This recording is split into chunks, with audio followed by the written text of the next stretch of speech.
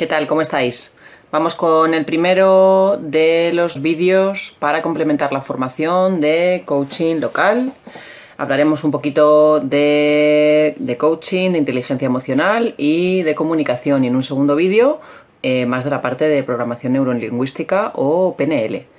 Toda la parte del coaching, aunque ahora mismo está muy en boga, sabéis que se remonta a Platón, a Sócrates, ¿no? Precisamente ese método socrático que buscaba esa participación activa en encontrar un conocimiento, ¿no? Desarrollo, explorar nuevas vías para poder abordar problemas reales. Eso es el origen. Hoy en día se entiende el coaching como más desde el punto de vista de acompañamiento emocional, ¿no? Para favorecer o facilitar o permitir el desarrollo y crecimiento personal. Al final, por lo tanto, coaching y inteligencia emocional son dos conceptos que van íntimamente ligados. Los beneficios del coaching, quien lo haya experimentado los ha podido vivenciar. Ese buscar un sentido de un propósito de analizar nuestras propias metas a medio, a largo, a corto plazo, conocernos un poquito más para poder, en términos de desarrollo y de crecimiento personal, valorar qué es lo que está funcionando, es decir, cuáles son nuestras fortalezas en cada uno de los ámbitos. Los ámbitos son la relación con uno mismo, las relaciones sociales, la parte laboral o en los menores la parte afectiva y también el ámbito familiar.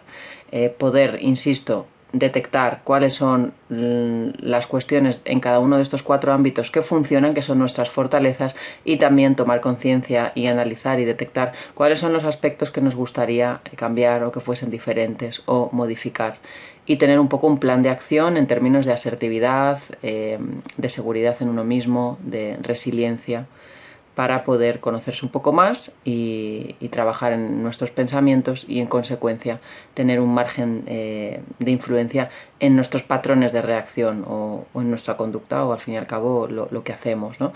El coaching pretende trabajar el estrés, la regulación emocional, la búsqueda de diferentes alternativas desde un punto de vista creativo, trabaja la automotivación, la comunicación positiva con uno mismo, porque ¿quién no tiene en un momento dado un diálogo, ¿no? diario con uno mismo?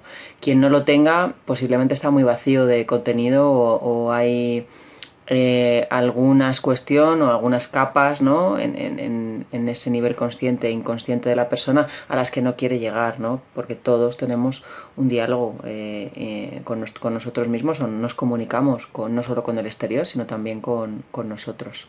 Hay diferentes tipos de coaching, esto lo tenéis en el PDF. Toda la parte de coaching sistémico más integral es lo que apuesta un poco en esta línea de intervención que os estoy comentando. De la parte de inteligencia emocional, sabéis que conocéis la inteligencia cognitiva, todas nuestras capacidades de razonamiento, ¿no?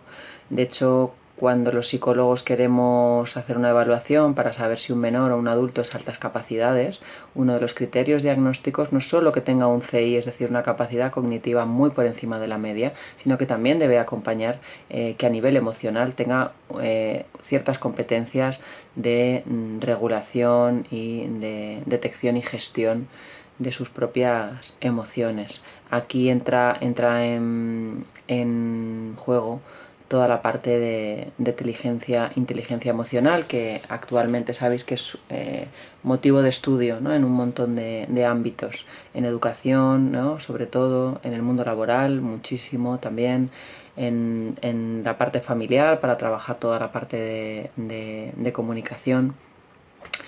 Si habéis realizado una de las prácticas que os propongo de autoconocimiento, el propósito es que entendáis que tener inteligencia emocional es tener un sentido, ¿no? de las cosas, de nuestra propia vida, una dirección concreta, como una guía, ¿no? un hilo conductor, ¿no? para poder irnos ajustando y regulando, ¿no? Hay que saber diferenciar entre sensaciones y lo que es un sentido, lo que es un propósito, ¿no?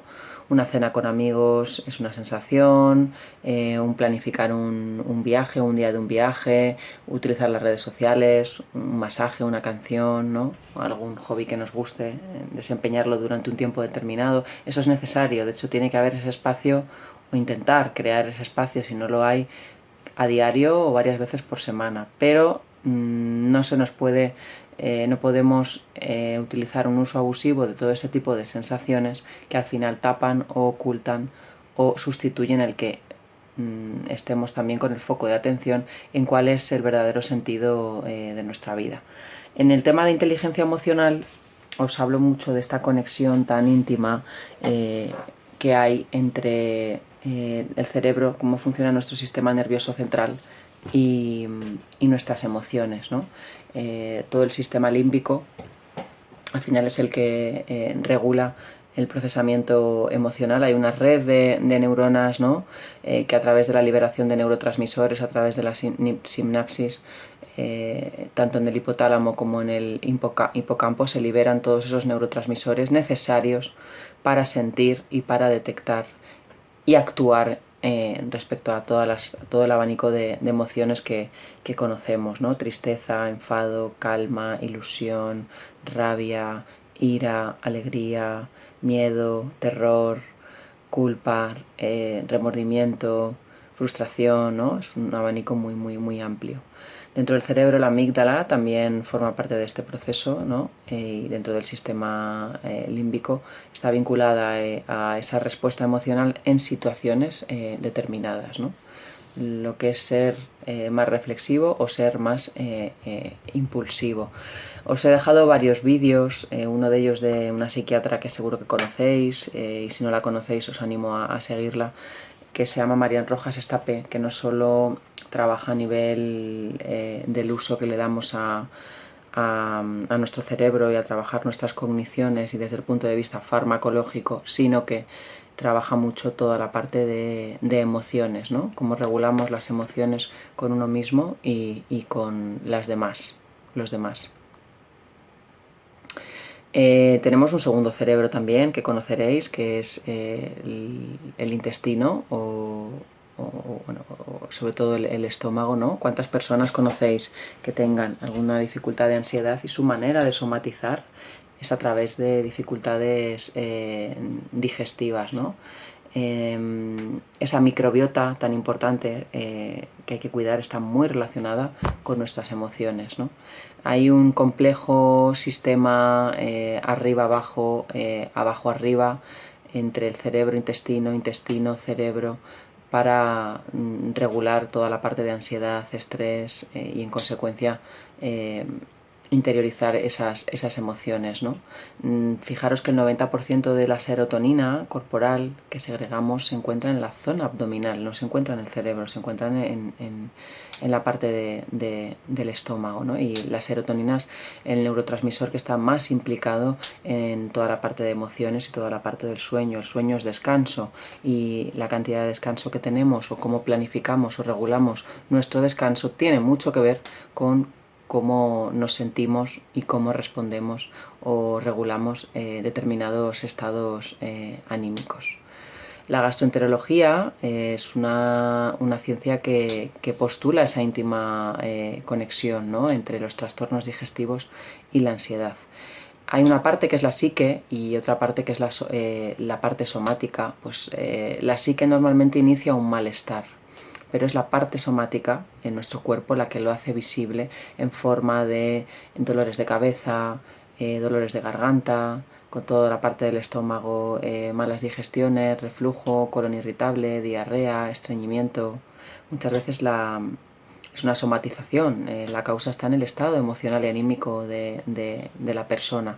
Por supuesto, si eso enferma y no se atiende, no se trabaja con inteligencia emocional, no se comparte ese malestar, no se intenta afrontar al final la parte psíquica y ese malestar somático, sí que también se puede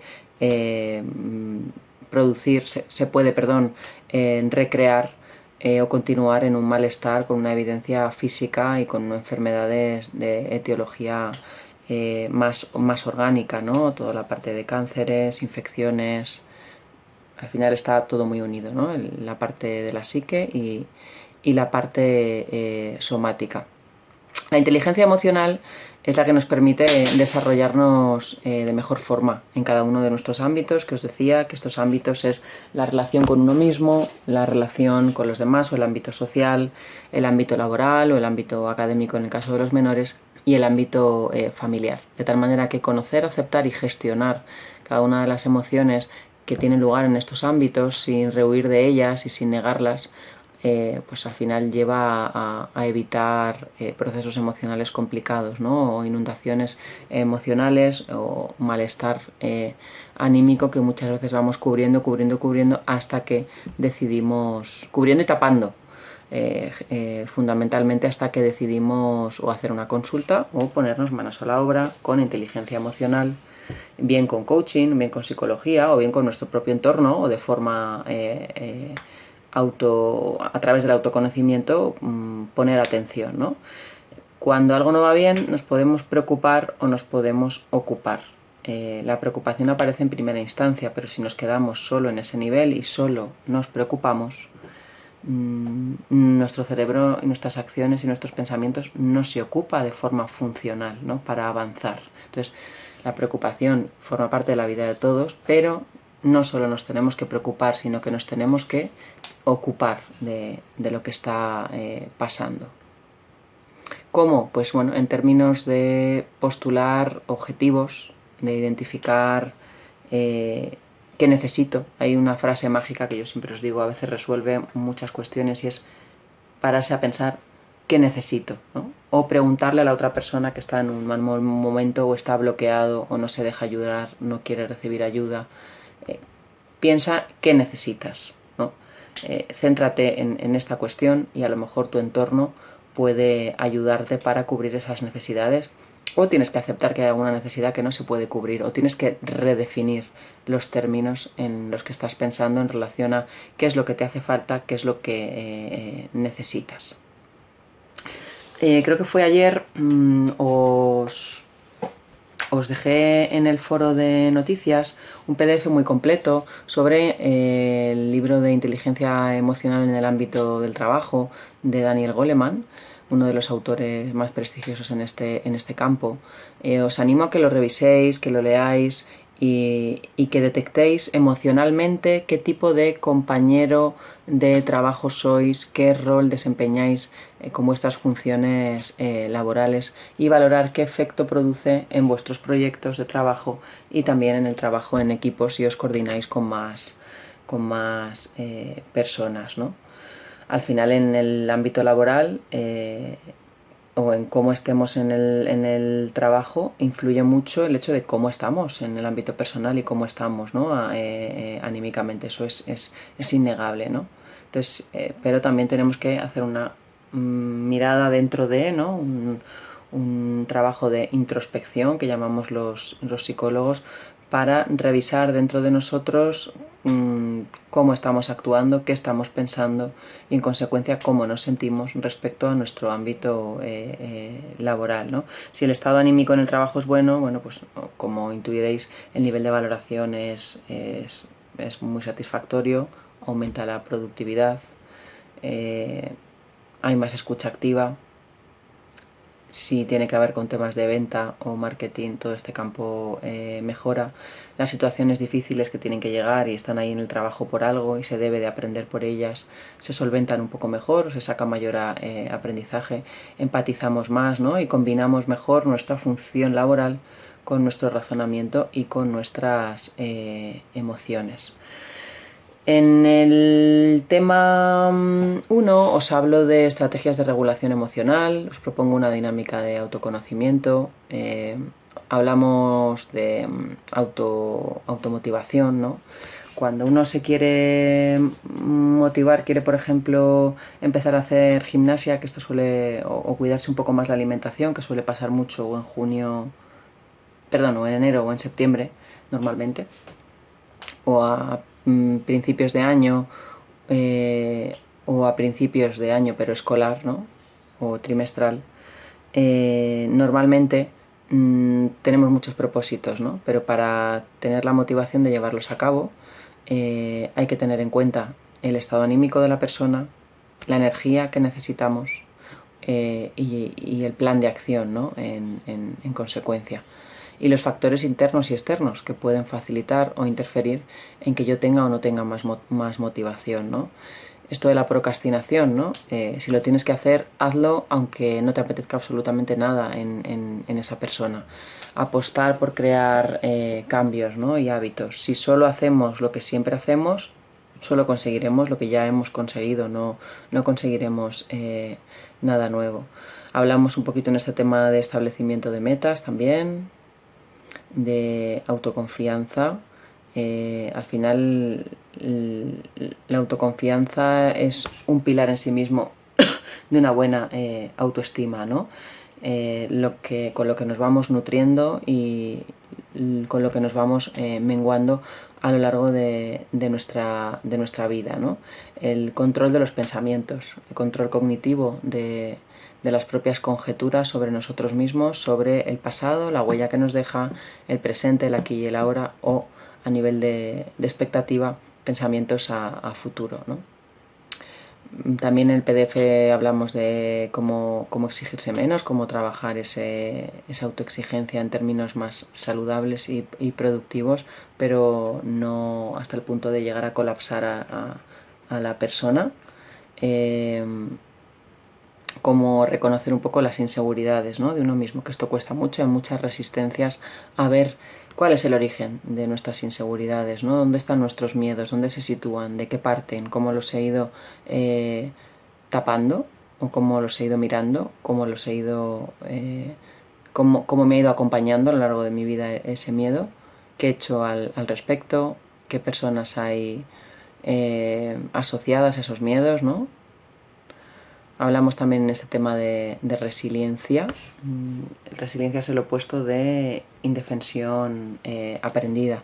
En la indefensión aprendida, cualquier éxito va a estar atribuido a factores externos. Nunca me va a salir bien porque yo lo haga bien o porque yo lo haya hecho bien. Siempre va a ser por el exterior, ¿no? En cambio, alguien que tiene resiliencia es capaz de atribuir sus logros, si son suyos, a determinada parte y trabajar esa capacidad de motivación, ese aprender de los errores, ese aceptar los baches, pero si es un fracaso, también con ajuste a la realidad, con un buen ajuste a cómo suceden las cosas, también se puede detectar qué parte es error propio y qué parte es error de los demás y bueno, aceptarlo, aceptar que equivocarse es una opción, ¿no? Y que de los conflictos y de los traumas se aprenden infinidad de cuestiones. Para no hacer muy largos los vídeos, en este lo dejamos aquí y continúo sobre otros ámbitos. Os animo, por favor, porque es un curso con un encuadre muy práctico, muy de aprovechamiento personal, que en el foro de noticias o en el foro del alumno vayáis explicando cualquier aspecto que veáis susceptible de mejora o cualquier campo teórico o práctico que queráis profundizar o que queráis ampliar para poder incluirlo en el temario. Tenemos hasta el 31 de julio para poder trabajar en relación a coaching, inteligencia emocional y PNL, todos los contenidos teóricos y prácticos que sean de vuestro interés. Muchas gracias.